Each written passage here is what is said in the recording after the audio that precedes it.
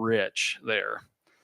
And this is if you want to buy plants for your house, you just go and pick a plant. So this is Ugandan fast food. That's chicken on a stick. I was reassured that I would not be sick of chicken on the stick afterwards, and I did all right, kind of thing. So, but yeah, these folks will just run up with these things on the stick. You hand them money, and they hand you chicken on a stick. There's the Nile when we went over the bridge. And then this is kind of some of the food, beans, rice, and then they call them Irish potatoes. So they're not sweet potatoes. And then when I show up to Pastor Paul's house, they instantly walk up and I was like, oh, she's so cute there. And so I just get to hold this baby. I'm like, what's her name? Precious. Of course it is. Kind of thing. So, and she's one of the granddaughters of Pastor Paul, actually. So we had Precious around most of the time. And then, of course, you have on the commode a frog just to come and say hi. So that's a surprise in the middle of the night. And then this is not as fun for everybody here. Everybody's like, yeah, chickens. But so they usually, they have all their livestock. And for our meals, all of a sudden there'd be less chickens and we'd have chicken that night kind of thing. So it's, farm to table in the real. This is kind of the board. So Kelsey, and there's David and Amber throw. And then that was Tom on the side there. So that's our American contingent. They were so proud when I went to look in the clinic. They got an ultrasound so they can actually find out if there's one or two babies. That I'm pretty sure this was from the 80s. And so I looked at it and I was like, wow, okay, awesome. But they're so proud. So there's a lot of upgrading that could be done. So I took a few pictures. And then another meal. The pineapple's amazing. And then it's kind of this bean sauce. It's almost like peanut butter that they make kind of thing. And then they dilute it down. And then I'm totally blanking the name of that root. I'll think of that later. So here's singing as we're just going.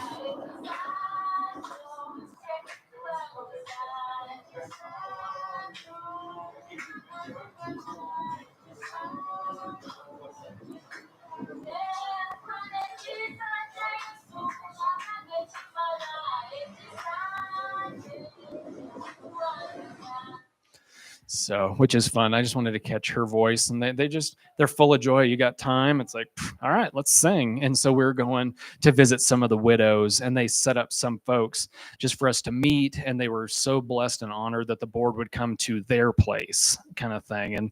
And so, but yeah, you can just see, there was the fields of maize. So corn's a big staple, and then, but it's just beautiful, like all these plants I'd never seen before. And this is just daily life in Mwanga. Yeah, time to move your cows. And you can see there's ropes on them. So where all the cows and goats, they'll just find a place and they just put a stake down, and that's where they feed for the day. And then they just get them at night and bring them home, kind of thing. You can feed them on your neighbor's property. They don't seem to care. And this is, migrating the cows.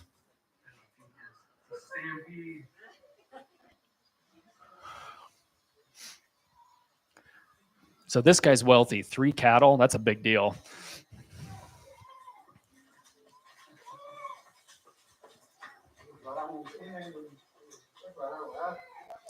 Yeah, and it's 90 degrees. He's running with his cows wearing a sweater. Okay. And this is their rice fields outside the village.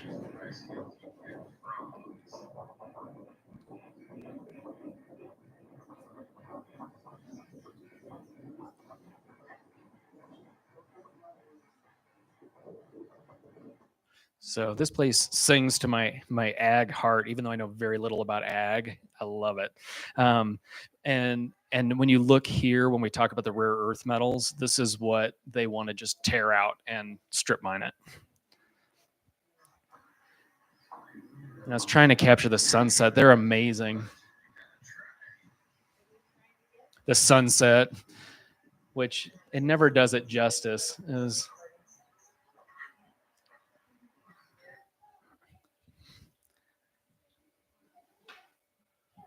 So, and this is all of Pastor Paul's family. They've, got three cows. You can't see all. They've got like 5 goats. So, so their whole family's cared for. And then you already saw the chickens running around. So actually, I'll pause this for a second. So we went and did some of the visitations with some of the supported families. This gal, Miss Museri, and her 4 children used to be married to the bus driver that, they've got this bus that'll hold 15 of us. And there's so much like, they love each other. He was Muslim, and he drove for a frankly Christian organization that does nothing but Jesus all the time. And he had HIV/AIDS, and he died. And so she would have been essentially kicked out, but she was still grieving. He'd only died 2 weeks before we got there. And what was really sweet is Sam Kaloba, he's on the board. And then that's Sarah, who's the clinic director of their little clinic that we'll show some pictures of. But they come and, it's all dirt. There's no indoor plumbing, but she, has a house with 2 bedrooms. And she'll come out and they bring these mats out and chairs because they don't want you to have to sit on the dirt. And so they'll sit on the dirt for you to be on the mat. Or if they have chairs, they put you on the chair. And then she didn't want to sit on the mat because it was presumptuous to do so. And so Sam had to be like, no, come here. And so we, they basically said, I'm sorry that, what's happened, and, what can we do for you? And she said, please pray for me. And so as a board, we prayed for her. And then Sam Kaloba said, even though she was married to a Muslim, he was like, are you Christian? You Muslim? And she's like, well, I was Christian, but I had to be Muslim while I was married, but now I'm Christian again, kind of thing. And so Sam asked her, do you have a Bible? And she said no. And I brought one Bible for this. And so, went ahead and gave her the Bible. And then it turned out that their family needed sponsoring. So as a family, we've sponsored this family, and we've been emailing back and forth. And she just responded that she thinks, it was nice to meet me. We sent pictures of our whole family. She likes to see the kids, and she appreciates the Bible. She uses it as her sword. And I was like, that's awesome. So anyway, this is kind of, even though she's grieving at this point, that there's still like, okay, well, let's sing and pray about this. So,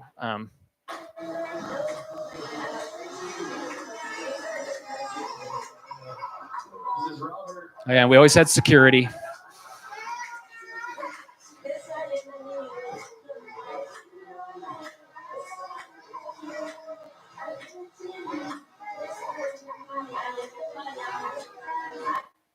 So it's just sweet. They're just sweet people. This is Brenda. That's the midwife that she was more than happy to have me hang out. She thought it was an honor that I'd be there for the delivery, but I'm not doing it. She's doing it. She just wanted me there. I was like, okay. Then of course, dogs are not a big friend. They use them as guard dogs, but we had a dog at the property. So clinic wise, so it's actually like a 5-room clinic, which is like a big deal. You go into Kampala and it looks like strip mall, where you come in, there's like 1 room, and then there's doctors that see folks, and you pay them money, and then they'll actually see, and then they give you a script. You have to go to the pharmacy. So here it's kind of highbrow, even though, again, no running water, but you've got space. And so this is kind of the intake room where they can triage folks and be like, okay, what do we need to do? A little exam table. And they have a fridge. They don't have any like vaccines or medicines that would be in the fridge, but they could, kind of thing. And then this room is kind of an isolation room. If they're sick, then they've at least got a bed, and family can bring them food and that sort of thing. And this is the waiting room out front. And then that picture's not great, but basically, so here's one of 2 inpatient wards. There's 3 beds for males in this room. So that's their inpatient. And then the other one, and then there was another one with 2. This is the labor suite. So you get your own bed by yourself. And these ladies, they show up and they're like, I'm in labor. And if they're having contractions, but they don't have a monitor, they'll check their cervix. And if they're not doing anything, they'll be like, okay, walk around. And so you'll see them drinking tea and eating rice just to keep like as fuel until all of a sudden they transition, and then they take them in and they put them on a hard table with a tarp on it and birth a baby, which they don't break a bag of water, because if they get an infection, they don't have antibiotics, kind of thing, and birth the baby. And then they're like, great, there's the baby. And after the mom's done, then the placenta goes in a burn pit for placentas, just because the HIV, you want to get rid of it, and everything else gets rolled up in the tarp, and then they burn the tarp. So that's their infection control. But those ladies are tough. They just, baby, okay. And so, and it's just cool. You go, and these kids, they're doing their class, the school. And so they brought them in on one of the days. And so they're just staring at all the Mzungus. And we got to play soccer with them. And so that was a lot of fun. They're good. They basically made me slip out of my shoes trying to keep up. And actually what's funny, let's see. Yeah. So the one thing to get used to is like this kiddo looking at you, he's really liking you, but it's like, they're like mad dogging you, but that's just the resting face. And so you'll see these kids just staring at you, and then you're like, Jumbo, which means hello. And then they're like, kind of thing. And so that's kind of the change. Oh, look. Oh yeah, we're smiling. Right. So it's just a cultural, I was like, man, they don't like me. And I'm like, nope, that's just how it is. So this is the first baby we saw born. What's super cute is that they were so honored that an American doctor was there. Again, I just stood there and watched the baby come out. That then they said, yeah. And she came back a couple days later. I got a few more pictures of her, but she's like, came back to be like, you have to name the baby, kind of thing. And I was like, I don't know. And Kelsey was sitting there, and she's like, ooh, because Eileen's not here, but she's here in spirit, we're going to name the baby Eileen. And I was like, oh, that's sweet. So because the folks that don't have much education still speak their tribal dialect, so they had an interpreter. And so Kelsey's like, baby Eileen. And the interpreter goes, Irene. And we're like, Eileen. And she's like, Irene. And I'm like, it's fine. Irene will be just fine. So that's baby Irene. But yep, she came out. She was happy.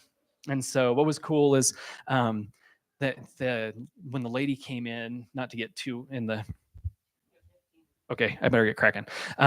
But they were like, she says she's past her due date. We should make her have a baby. And I was like, how do we know she's past her due date? Like, she had no prenatal care. They just show up to have a baby. I was like, before we make her have a baby, let's figure out if she needs to have a baby, kind of thing. And so that 1980s ultrasound, I could see the femur bone and measure it. And I'm like, okay, yeah, she's at least term and her fluid's low. Great. Let's just have a baby. So, and they were like, oh, I was like, they'd never heard that. Like, maybe you should make sure somebody should have a baby before you give them medicine to have a baby, instead of just saying, I'm ready to have a baby.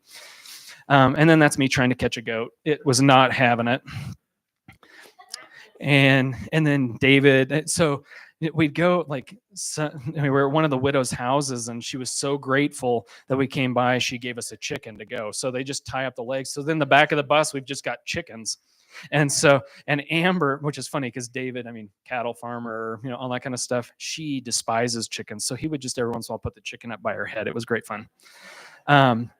But so they were able, Rowan was able to buy a farm, and they've really been growing pineapple, and they're trying to figure out how to market it to really be self-sufficient. And so there's a lot of, what resources do we have? How can we get a return on that investment and be self-sustainable if the United States can't come over anymore or whatever? But the pineapple's amazing. So it was really fun to walk through there. I learned a lot about pineapple. And then there's I think it was 6 acres of just pineapple. And then there's me, and that's Tom Musira, the Rain Man secretary. And then it's just the plants were amazing to me. These are all off the same bush.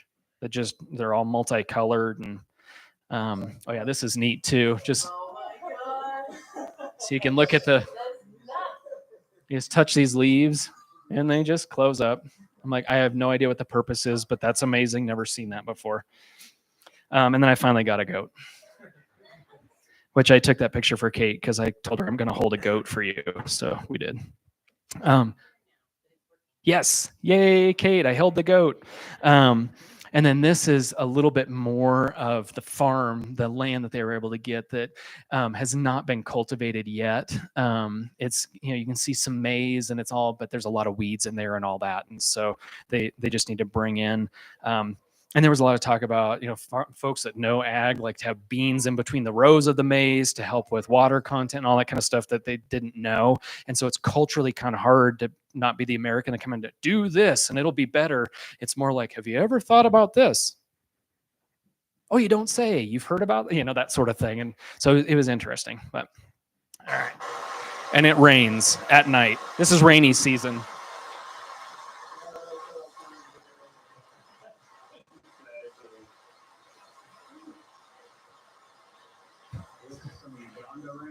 So, and then just critters. So, and then back to the clinic. So this is their medicine area. They function on $400 a month for medicines. And so, a lot of stuff is over the counter. I mean, you can see, Benadryl, ibuprofen, Tums, that sort of thing. They usually burn through their antibiotics in the first 2 weeks of each month. And this is fun. Why is it frozen? I want you to see. So this is the school. That all these kids get uniforms when they're if they're sponsored to be able to do the school stuff.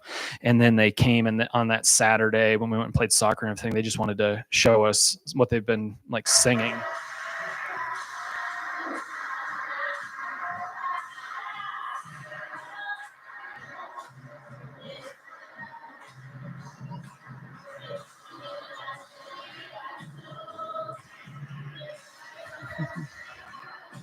And then there's the mama with baby Irene.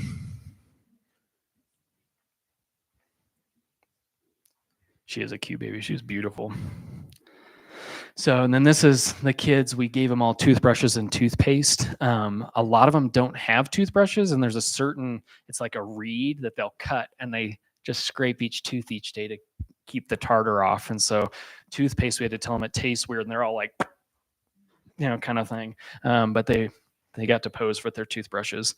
And there's Miss Brenda getting ready to birth the second baby. Oh yeah, their avocado's amazing. Oh, yeah. This guy's my nemesis.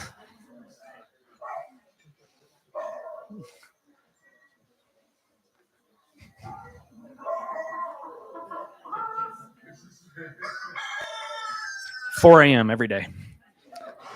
More rain. Here's the whole team taking a picture with Brenda after she delivered a baby. Okay. So, and then I just wanted to, since we worship good here, but these folks, they don't joke around. So this is them tithe, which oftentimes they're giving like 10 cents US, and everybody's like, thank you.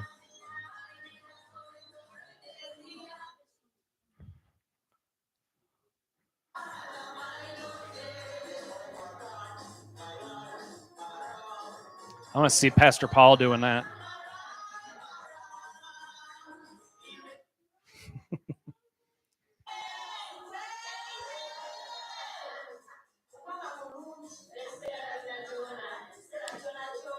Oh, yeah. And so when they do their local dialect, they always have one of the other ones that'll then say it in English, so the rest of us, Mazungas, can understand.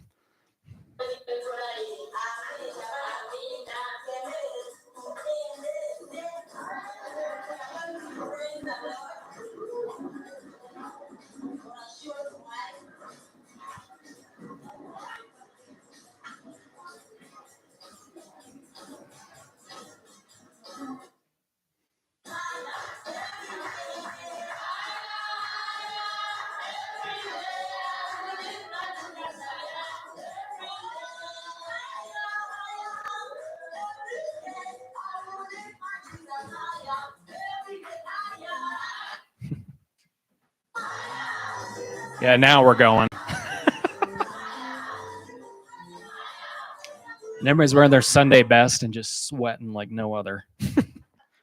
And then they gave me a list like medical things. And so their shilling, it's 3,500 shillings to $1.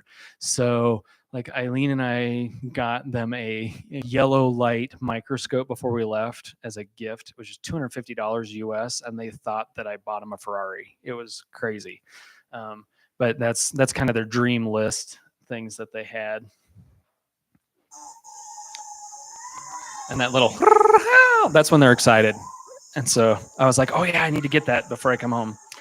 And then, like I said, the avocados are amazing. So, and then on the way back, we got to stop, and so at Lake Victoria, and I'll blow through these.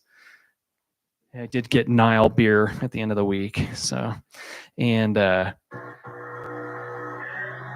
so on these fancy boats. But this is the head of the Nile, that rock right there, and they've dammed it downriver, so it used to be a big waterfall out of Lake Victoria, but now it's pretty flat and super shallow right there. Come out of Lake Victoria. So yep, there's the start of the Nile, and yeah, so at Jinja, and there's these interesting springs that just bubble up.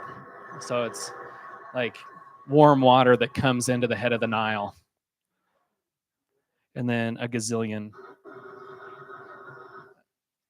Yeah, I sat there and, oh yeah, these monitors. And so I was like, I want to swim in the Nile. No, I don't. Oh, this thing right here. Actually, I have a little video. You can see it. Yeah, they're creepy. Yeah. He's just sitting there eating things, and they're like 6 foot long. So, yeah. And then just all the bird life was just amazing.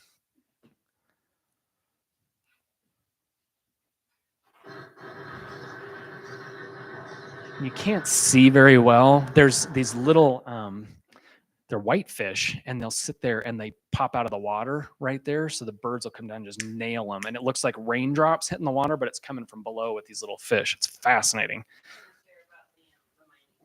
Yeah, totally. Let me get through all this and see if there was anything else. There's a monkey, another frog, another dog. They have awesome coffee and juices. And then just because I'm a plane geek and I thought Paul would appreciate this. So 1976, Idi Amin was okay with, there was a hijacking of a 330 Airbus that then landed in Entebbe, and then the Israelis came in and basically rescued him. And there used to be all these Soviet fighter planes, and they all ended up at this park that now you can walk around on and see all these old planes, which was cool to me. They have gigantic spiders. And back to the airport. Good. And we're done. All right, let me get back to Eileen's doing a good job of keeping me focused. I start talking about these things, then I get excited and just babble for a while. All right, cool. So challenges down there. So obviously poverty, we've kind of touched on that. And some of it is a little bit of African mentality. Like American wherewithal is, the whole, if you get knocked off the horse, get back on it. A lot of Africa in general, if you try something and it doesn't work, then you're like, well, that didn't work. And they just go on to something else. And so it's kind of trying to politely help be like, well, how do we use this, or how can we use the resource you already have better? Obviously HIV and AIDS is a big deal in Africa. They're doing a pretty good job in Uganda comparatively. And then just being able to provide, you saw the clinic, and that's like a high-speed clinic.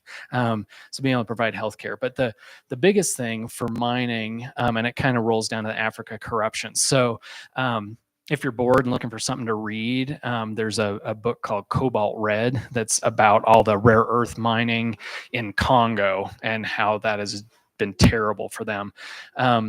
They found rare earth metals, for basically all the electronic, battery stuff. And what they do is they come into these countries and they basically just displace all the people, and it's China mining is what it is. And then they just strip the earth and leave the tailings, and they don't really care about the people.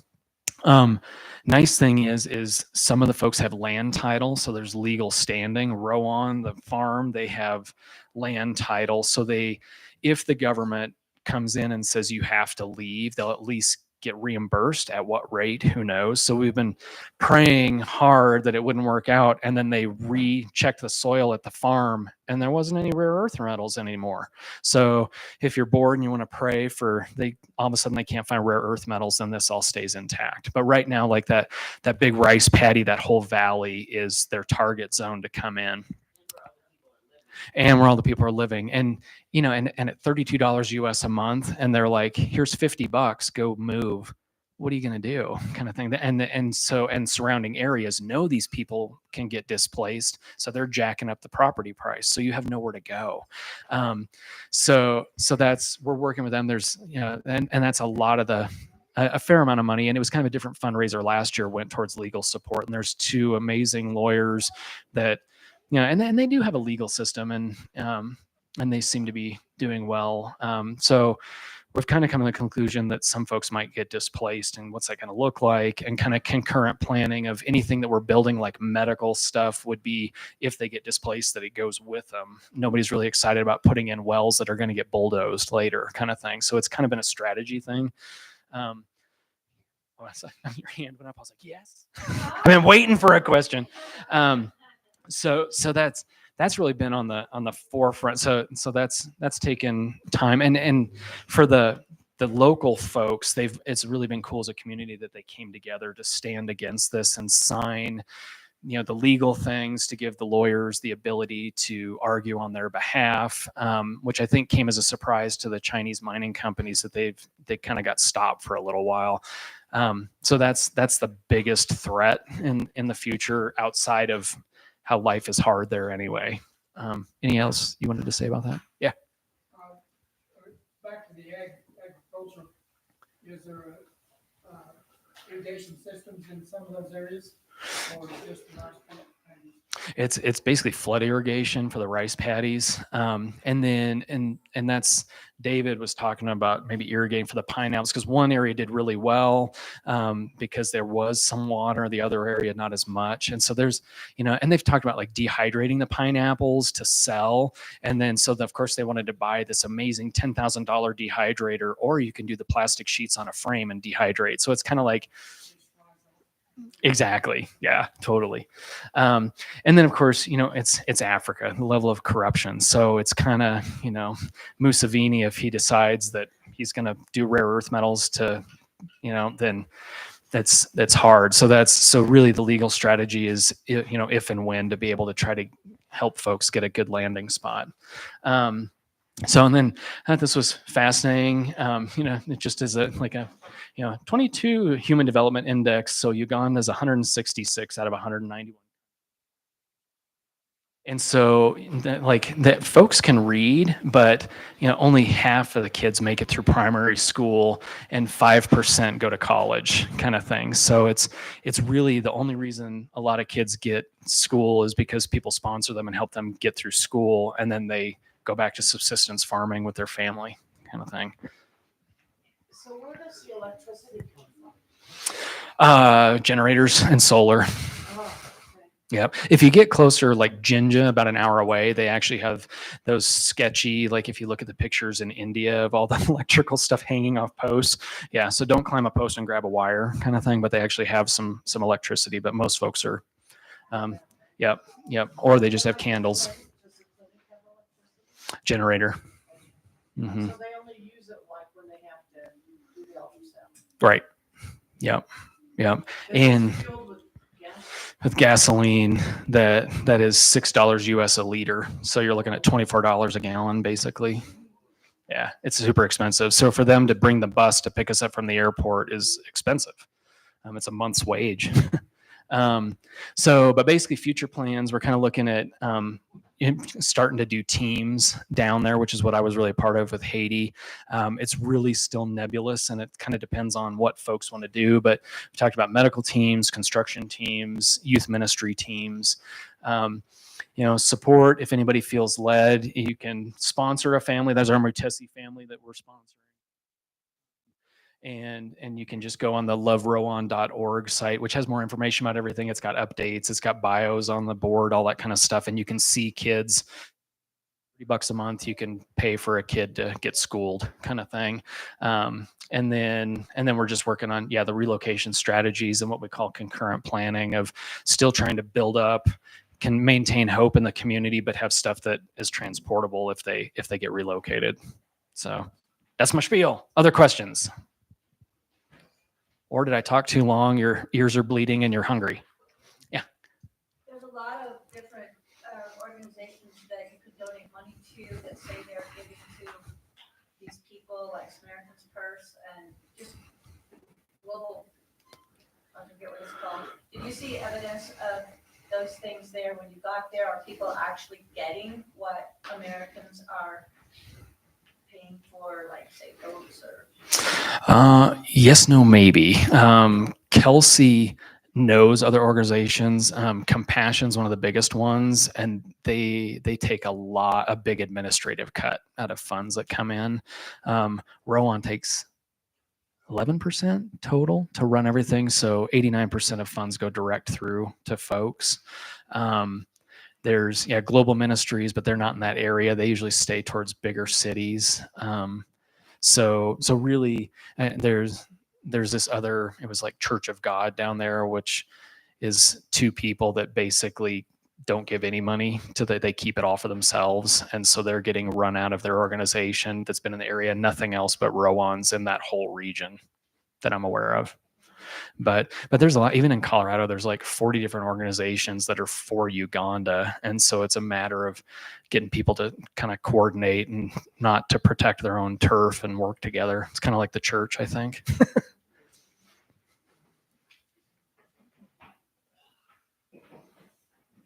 Yep.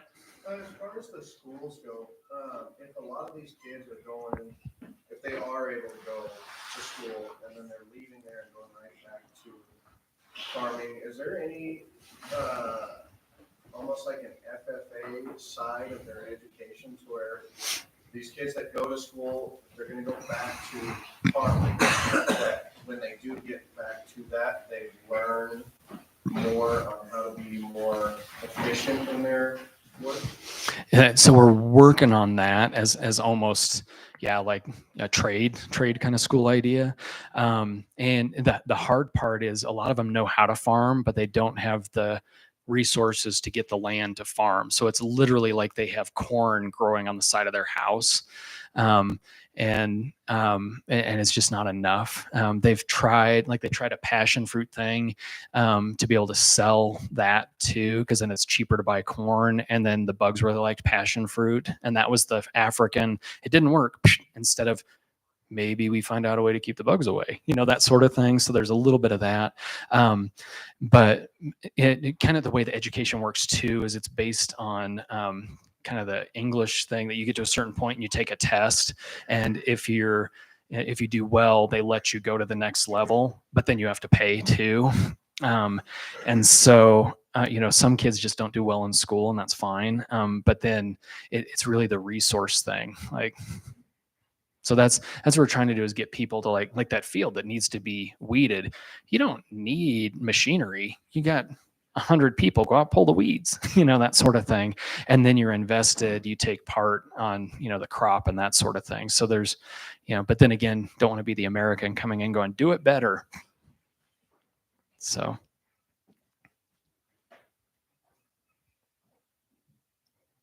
You speak of the goats, do they use the goats as a weed control? They do a little bit, but the goats will eat everything. So, but then you eat the goats. And that's essentially, they really don't drink goat's milk or dairy cow milk. They're all meat. That's what the animals are for. Mm-hmm. Yeah. Exactly. Yep.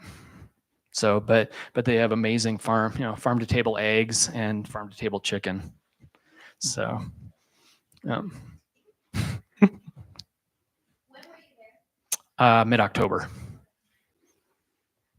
When's the next trip? Depends on if we all want to do something. The Kelsey's going to go back in April, mostly just to kind of keep the momentum since, because a lot of it was over Zoom before.